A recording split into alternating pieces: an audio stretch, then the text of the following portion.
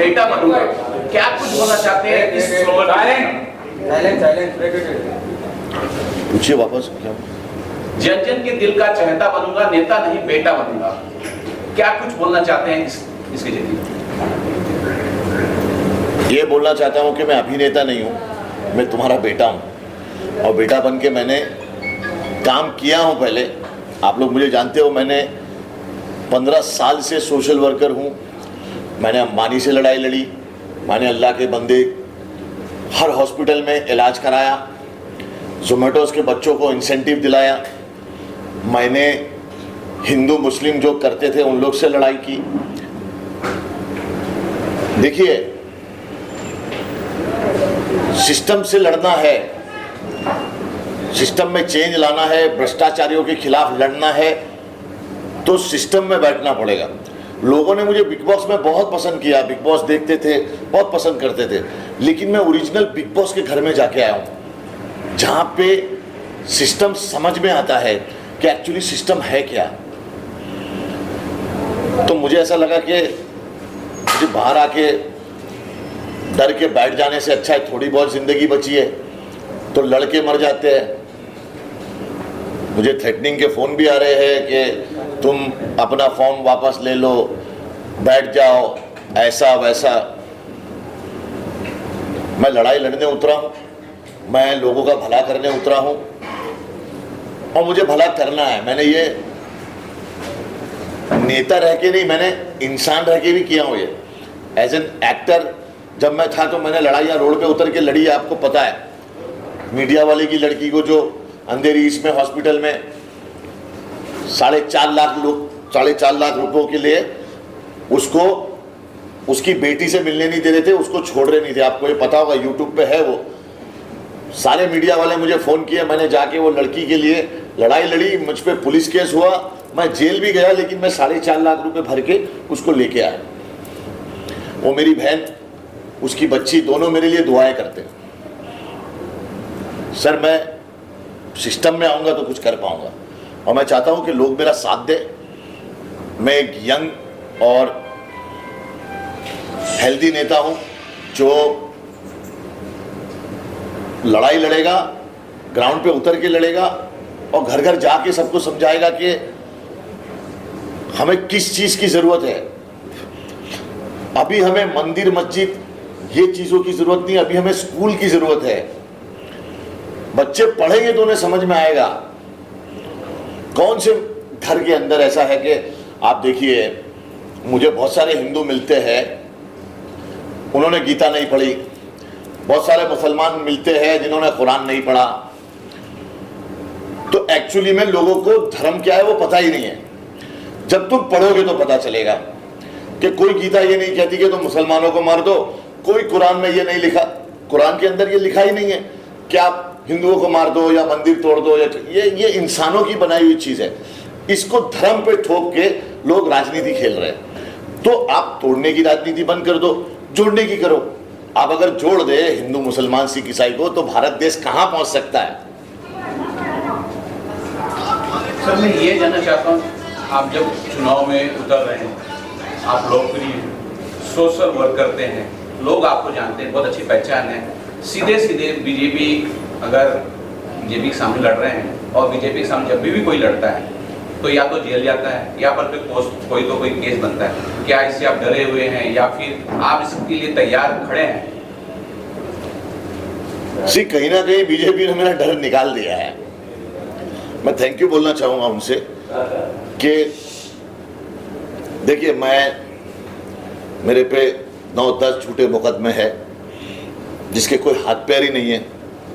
उसके बाद मैं जेल भी गया, मैंने सहा भी, मेरी फैमिली ने भी सहा। क्या अपने राइट्स के लिए आवाज़ उठाना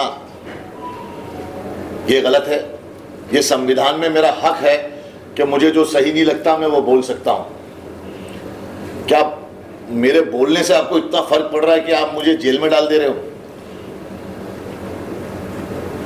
मैं बोलता रहूँगा, मैं फिर आ गया हूँ, मैं फिर बोलूँगा, मैं फिर लड़ूंगा, मैं लड़ता रहूँगा। कम से कम मुझे शर्म तो नहीं आएगी कि मैं सोने जाऊँगा कि यार एजाज, देश में तेरी बहनों का बलात्कार हो रहा था, देश में लोग हिंदू मुसलमान कर रहे थे, देश में पढ़े लिखे एमबीए किए हुए बच्चे जोमेटोज में जाके वेटर बन के खाना दे रहे हैं, उनके माँ बाप उनको बचपन से अपनी जिंदगी सैक्रिफाइस कर दी, अपना खून पसीने का पूरा कमाई निकाला, उसको पढ़ाया, अब वो पढ़ के उस लायक है कि वो कहीं बड़ी जगह नौकरी कर सके, उसको नौकरी नहीं है, वो जोमेटोज में अपने माँ बाप के सामने खाना लेके देने जा रहा है। उस माँ बाप के दिल पे क्या बीतती है ना, मैं जानता हूँ। मैं भी एक बाप हूँ, अपनी ज़िंदगी की सारी कमाई लगा के उसने अपने बच्चे को पढ़ाया, और उसके बाद अगर वो जोमेटोज में जाके खाना दे रहा है ना, वही जोमेटोज वाला इनसे काम करा के इनका इंसेंटिव भी नहीं दे रहा था, मैंने लड़ाई लड़के उनका इंसेंटिव दिलाया। 5,000 बच्चे, वो 5,000 आदमी बोले भाई तुमको ही वोट करेंगे। अभी इन लोग ये बोलेंगे एजाज खान या तो किसी को जिताने आया है या किसी को हराने आया है। मैं खुद यहाँ पे लड़के जीतने आया हूँ, ना मैं किसी को हराने आया हूँ, ना मैं किसी को जिताने आया हूँ। 3 चरण के ऑलरेडी चुनाव हो चुके हैं, तो आपने ये पहले से प्लान बना के रखा हुआ था या सडनली 2-4 दिन में? अरे यार, मैंने प्लान बना के एमएलए का इलेक्शन लड़ा, तो इन लोग को लगा यार इसको अंधेरी से आके वहां पे 3,500 वोट मिल गए, निर्दलीय लड़के, जहाँ पे इसको इतनी सारी, ना मुझे पुलिस परमिशन दी, अभी आप लोग देख लेना, ना मुझे पुलिस परमिशन देंगे, और मुझे कई चीज़ों में परेशानी आएगी कि कल हो जाओ वहाँ पे, आज ये है परसों वो है। उसके बावजूद मैं 3,500 वोट लिया था एमएलए इलेक्शन में। अब मैं मेहनत करूँगा, क्योंकि इन्होंने मेरे 26 महीने तो ऐसे ही खराब कर दिए। 26 महीना मेरे को यूनिवर्सिटी में भेज दिए, दुनिया की सबसे खतरनाक जेल, जहाँ पे 600 की कैपेसिटी में 4,000 4,500 लोगों को रखा जाता है। खाना मतलब जानवर नहीं खाए, सोना एक के ऊपर एक आदमी सोता है। तो ये सब चीजें मैं देख के आया हूं, तो अब मुझे डर नहीं लगता। अब मुझे डर नहीं लगता किसी चीज से, पहले भी नहीं लगता था, लेकिन अब तो बिल्कुल नहीं लगता, सिवाय मेरे अल्लाह के। मुझे उसको जवाब देना है, और उन्होंने मुझे अंदर से ऐसा फीलिंग दिलवाया है कि अभी छोटी मोटी ज़िंदगी बची है, कुछ अच्छा कर ले, जैसा तू करता था वैसा कर, सेहत है, तंदुरुस्ती है, करूँगा। इसलिए डंबल लिया हूँ कि डंबल निशानी कि एक तो डंबल उठाने के लिए पहले तो दिमाग और ताकत चाहिए, और उसके बाद तुम्हारे शरीर में वो जान चाहिए, वो ईमान चाहिए कि तुम उसको उठा सको, उसकी जिम्मेदारी उठा सको, और वो तुम्हें सेहत देगा। तो भ्रष्टाचारी जो चोर है, जो लोगों को लूटते हैं, जो गरीबों का खून चूसते हैं, जो गरीबों के नाम पे अपनी रोटी सेकते हैं, उन लोगों के लिए मैं बना के आया हूं, ताकि 100 लोग आ जाए तो मैं उनसे लड़ सकूं और इनके लिए इंसाफ मान सकूं। क्योंकि अब मैं जिस रास्ते पे हूं वहां पे मुझे डराया जाएगा, धमकाया जाएगा, मुझे रोका जाएगा, मेरी फैमिली को परेशान किया जाएगा, मुझे बदनाम किया जाएगा। अब और क्या बदनाम करोगे मुझे? एजाज भाई, हमेशा आप सच बोलते हो, और आपके एक डायलॉग भी है कि हमने सच बोला तो निजात पिला दिया गया। तो आप सच बोलते हैं, थोड़ा तरीका अलग है आपका बात करने का, लेकिन आपको लगता है आप टिकट लिए 10 आपके ऊपर झूठे केस हुए, डाल के कुछ ना कुछ फंसाने की तैयारी में लग गए होंगे आदि लोग? सर लग जाने दो, देखो वो तो जिल्लो मंतुसा, वो तो इज्जो मंतुसा, इज्जत और जिल्लत अल्लाह के हाथ में है। बोले जाको राके साया मार सके ना कोई, ये लोग कुछ भी कर ले, ये मेरा कुछ नहीं बिगाड़ सकेंगे। मेरी जो शुरुआत हुई कुरला में, जब मैं गया तो मुझे माओ ने ऐसा वेलकम किया कि हिंदू मुसलमान का गेम ही खत्म कर दिए वो, कि एक मेरी माँ यहाँ से आई दाल गोश्त लेके, एक मेरी माँ वो गुजराती, वो भी, और दोनों ने मेरे को दुआएं दी कि एजाज हम तुम्हारे साथ है बेटा, हम तुम्हें देखते आ रहे हैं यूट्यूब पे, इस पे तुमने कोरोना में इतना काम किया, तुमने कैंसर के पीड़ित लोगों के लिए काम किया, तुमने हार्ट पेशेंट लोगों के लिए काम किया, तुमने हॉस्पिटल की लड़ाई लड़ी, तुम जेल गए, सब पता है आम जनता को। इसीलिए ये लोग बौखला गए। अब ये लोग अंदर अंदर नीचे से मेरा नाम खराब करने की कोशिश करेंगे। देखो, नाम तुम्हें खुद कमाना पड़ता है, बदनाम तुम्हें ये लोग कर देंगे। इनके पास पूरी टीम है कि आपकी स्थिति केजरीवाल जैसी कर दी है। भाई अभी फिलहाल मेरी स्थिति केजरीवाल से अच्छी है यार। फिलहाल तो अच्छी है, उनको तो खैर अच्छे नेता है वो। और देखिए, ये वैसा ही है, जेल भरो आंदोलन। अगर आप उनके साथ नहीं हो, आप उनके खिलाफ हो, तो हम 26 महीना काट के आए केजरीवाल जी, हम मजे ले चुके ये चीज के।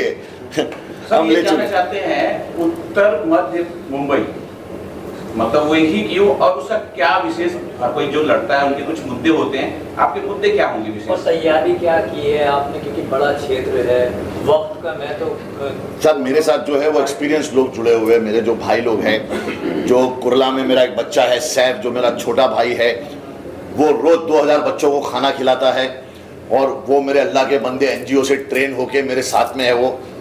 और मेरे साथ ऐसे कई लोग हैं जो ऑलरेडी सोशल वर्कर है, जो ग्राउंड लेवल पे काम करते हैं, और जिनको ये पता है कि एजाज भाई गली गली जाके लोगों को समझा लेंगे कि मैं करना क्या चाहता हूँ। देखिए, महाराष्ट्र का मुद्दा, छोटी जो ये जगह है ना, वहाँ पे क्या है, पढ़ाई, बिजली, पानी। आप टॉयलेट देख लोगे ना इन लोग के, गरीब लोगों के, तो आप बोलोगे ये क्या। ये मुझे तब समझ में आया जब मैं जेल गया। जब मैं जेल में 3 टॉयलेट में 300 लोग जाते थे, तब मुझे समझ में आया कि ये गंदगी, ये बास, इसके लिए कुछ करना चाहिए। कौन जा रहा है, कौन नेता नहीं जा रहा है। अब मेरे में इतना कूदा है कि मैं वो टॉयलेट के अंदर टॉयलेट करके उनका दर्द समझ सकता हूं कि जब 50 लोग खड़े लाइन में और 3 टॉयलेट है तो कैसा फील होता है। मेरी लड़ाई थोड़ी लंबी है। मुझे देखो, बिल्डिंगों में रहने वालों को कोई प्रॉब्लम नहीं है भाई। ये आंसू, ये जज्बात तुम बेचते हो, गरीबों के हालात तुम बेचते हो। भाई पिसता गरीब आदमी है, चाहे वो हिंदू हो मुसलमान हो, पिसना उसको ही है। ये जो बिल्डिंग में रहते हैं ये सब लोग तो मजे ले रहे हैं, उनको कौन सी लाइट की प्रॉब्लम है भाई। लाइट की तो जनरेटर आ जाएगा। आप स्ट्रगल की जिंदगी जीकर ऊपर आए, आपने हर चीज देखी है, तो अगर आप जीत जाते हैं तो क्या करने वाले हैं भाई, बताइए।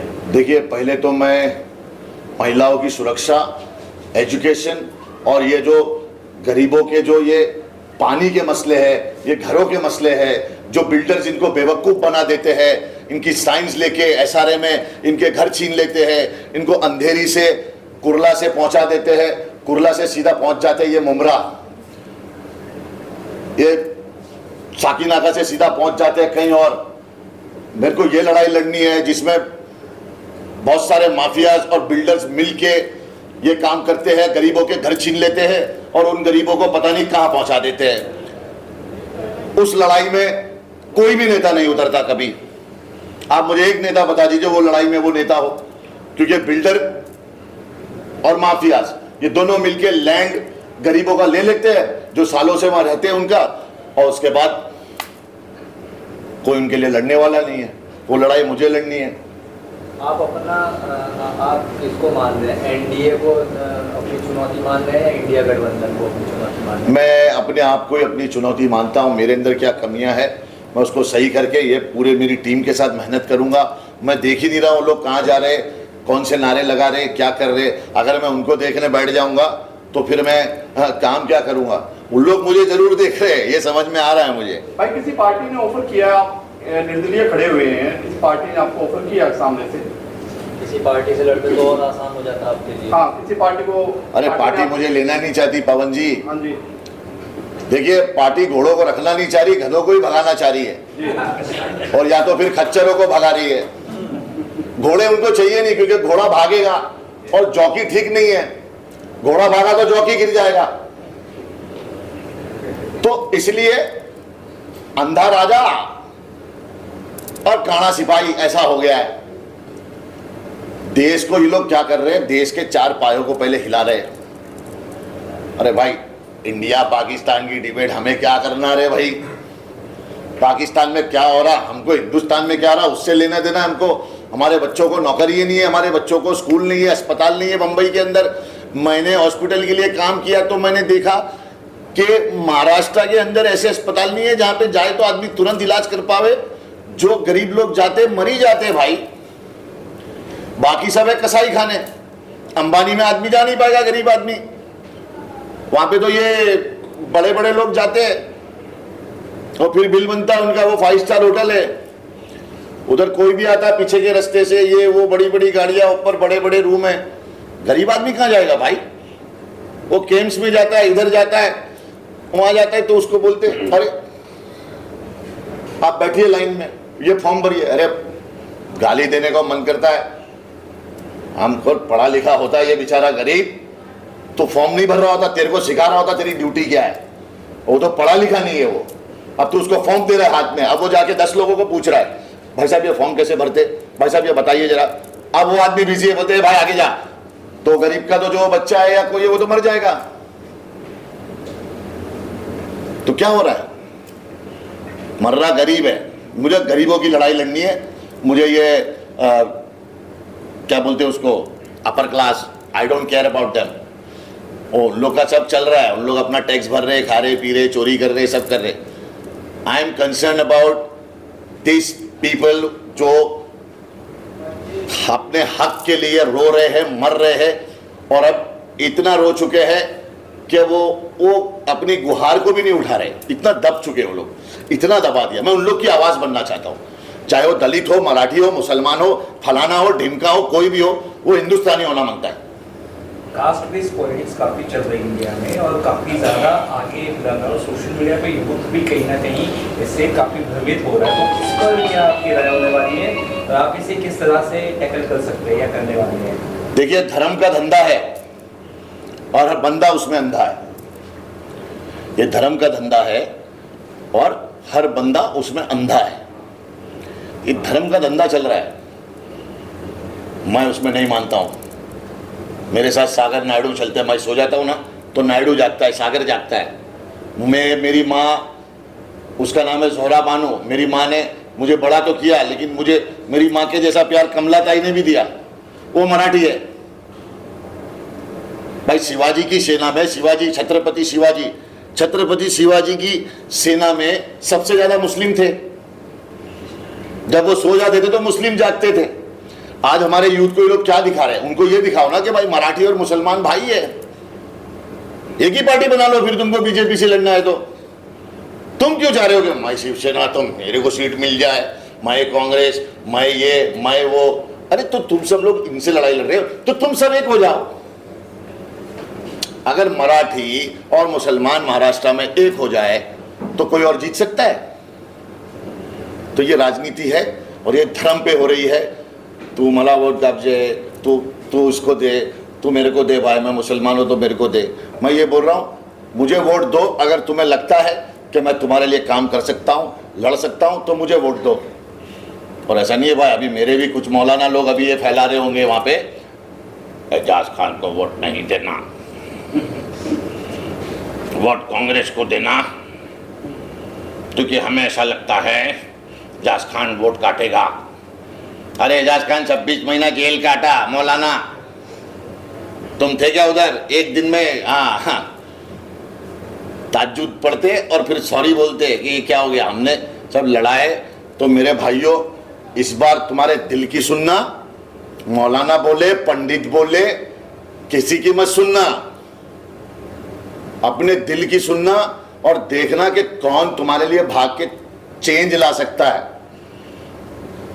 राष्ट्रवाद पे वोट मत देना, मजहब पे वोट मत देना मेरे भाई। धर्म के लिए मत जियो, देश के लिए जियो।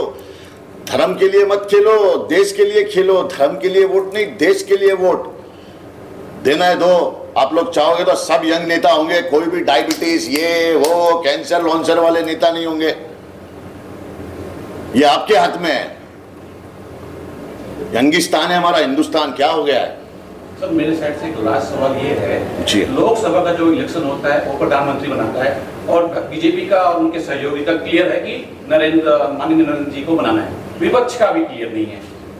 माननीय नरेंद्र मोदी जी का जो कार्यकाल था, क्या आपको पसंद नहीं आया, इसलिए आप चुनाव लड़ रहे हैं? क्या कुछ बोलना चाहते हैं? श्री माननीय नरेंद्र मोदी, माननीय नरेंद्र दामोदर दास मोदी वो बोल रहे थे मंगलसूत्र पे कोई बात बोल रहे थे हमारे प्रधानमंत्री जी, और मंगलसूत्र, क्या आपको लगता नहीं है कोविड वैक्सीन से जितनी औरतों के पति मर गए उनका मंगलसूत्र नहीं है?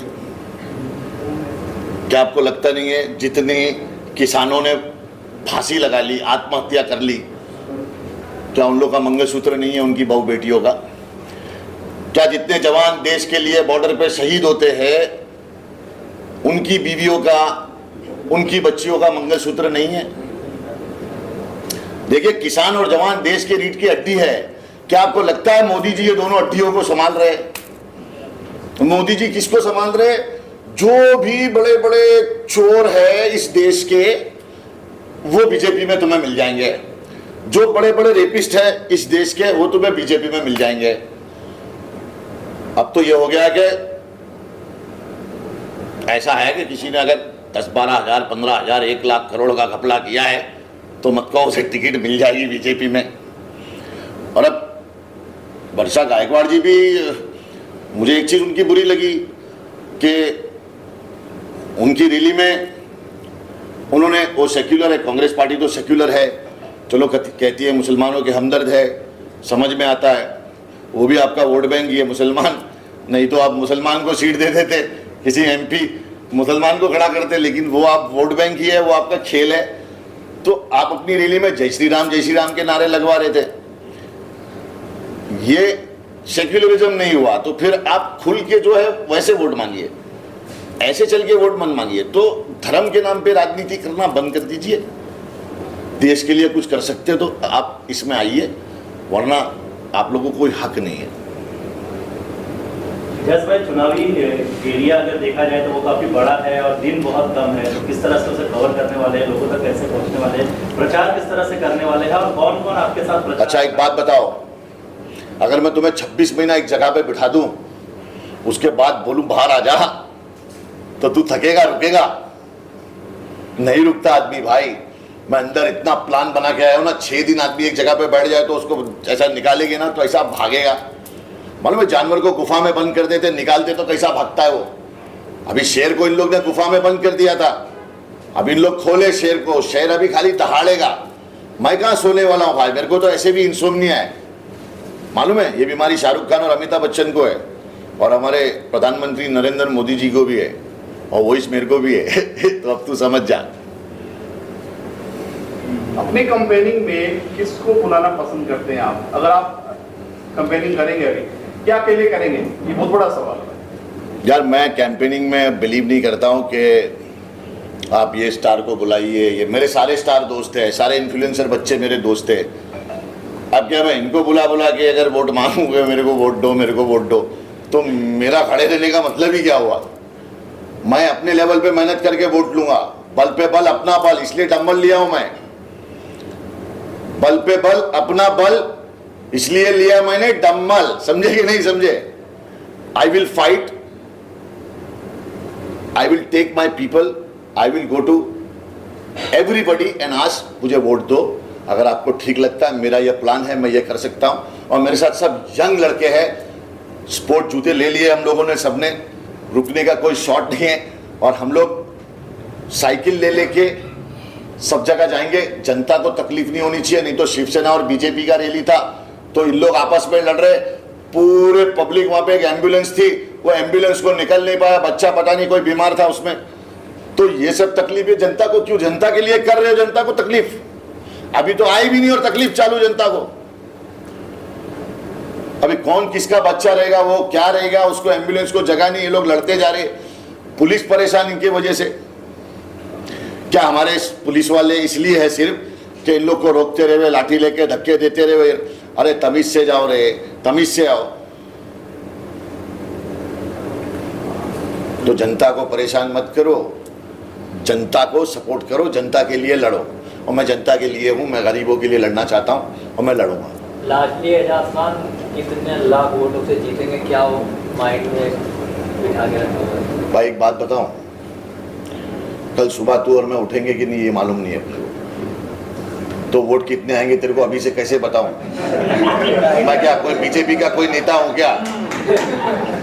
एक आइडिया तो सर मेरा एक सवाल है, गरीब जनता की सबसे बड़ी परेशानी होती है महंगाई। अगर आप जीतते हैं तो उसके बारे में जनता को बता सकते हैं कि क्या करेंगे आप? भाई देखिए, महंगाई ऐसी है कि महंगाई जहाँ से पास होती है वहाँ पे मैं ऐसा मारते रह जाऊँगा, होगा नहीं कुछ। लेकिन मैं लड़ाई तो लड़ सकता हूँ, इनके लिए आवाज़ उठाऊँगा, असेंबली में बोलूँगा कि भाई क्या कर रहे हो। अभी क्या है देखो भाई, ये सूबे पे बैठे ठेकेदार है, इन लोग जब आते हैं तो अब मैंने ना दुनिया देख ली, ये लंदन अमेरिका ये वो वैसा वैसा। सच बोलूँगा तुम लोगों को, हर मॉडल खूबसूरत लड़की घुमाया, उस टाइम पे हीरो वाला फील्ड था, वो सब किया, पार्टी किया, नाचा गाया, सब कुछ किया, दुनिया देखी, हर किस्म की गाड़ी चला ली, बाइक चला ली, हर किस्म की घड़ियां पहन ली। एक लालच सी मर गई है मेरी यार, मैंने सब देख लिया, हर मौसम, हर कलर, हर सब कुछ देखा मैंने। और उसके बाद मैंने एक अंधेरा देखा, और जो अंधेरे में मैं बैठा ना, तो मेरे को ऊपर वाले ने बोला, क्या रे समझ में आ रहा है क्या तेरे को? अब मैं ऐसा बैठा हूं, इधर खटमल चल रहे ले, इधर सब चिल्ला रहे पब्लिक, लोग आपस में एक दूसरे को गाली दे रहे। मुझे लग रहा है यार कहाँ पे आ गया हूँ मैं यार।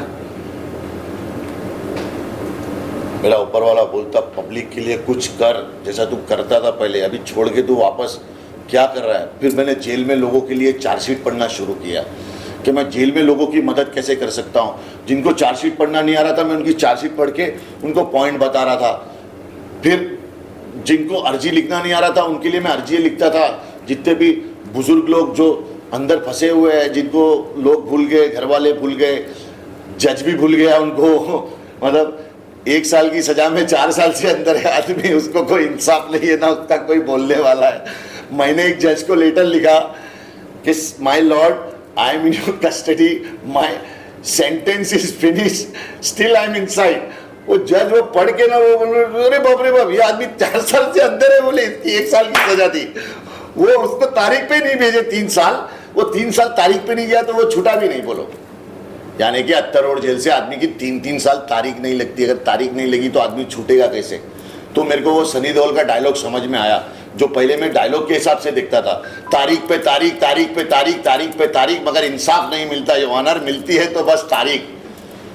फिर मुझे समझ में आया कि 26 महीने मुझे भी तारीखें मिलती गई। सर जिंदगी के 26 महीने बहुत कीमती होते, इसलिए समझ में आया कि देश के लिए कुछ करते हैं। बहुत बहुत शुक्रिया आप लोगों का। सर निर्दलीय तो लोग खड़े होते हैं और जीत भी जाते हैं, जीतने के बाद में कोई बड़ी पार्टी का ऑर्डर आता है उसमें घुस जाते हैं, क्या आप भी ऐसे कुछ करेंगे? ये सवाल अच्छा है तुम्हारा।